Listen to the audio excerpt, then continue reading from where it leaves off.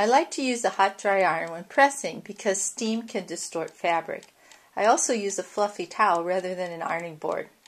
Before pressing, I've drawn the pattern on a piece of paper.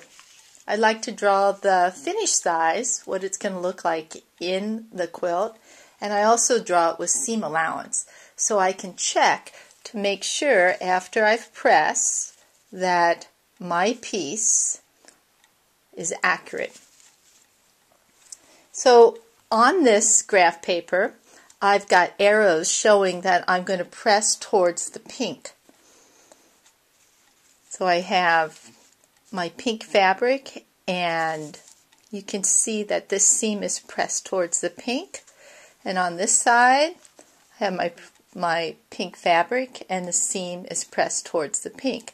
This helps with ease of construction so that when I'm ready to put these together, like this, those seams are going to nestle together, as opposed to, I have these two large pieces here.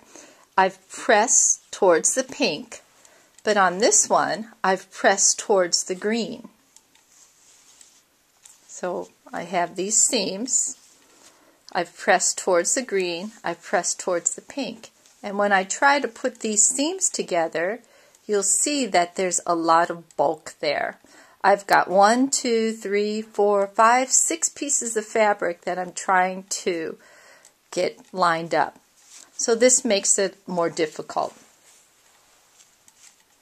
When I'm ready to press my piece, I like to have the color up that I'm going to press to. So in this case, I'm going to press towards the pink side.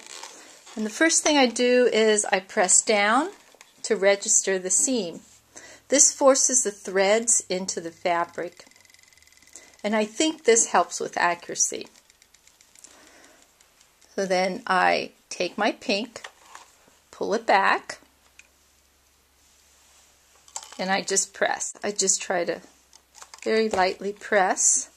I check to make sure that that seam's lying flat, and I'm done. On this piece, I've pressed. Looks like everything's nice and even. I take it to my graph paper and I see that I'm short. So I need to try to figure out what happened here. So when I go to look, I see that this seam can be pulled back. Sometimes when I press, what happens is I didn't check to make sure that that seam is pressed all the way back. The good thing about pressing though is usually you can just fix it. So I'm going to pull that seam back a little, like so, and press it, come back to my paper pattern, and now I'm accurate.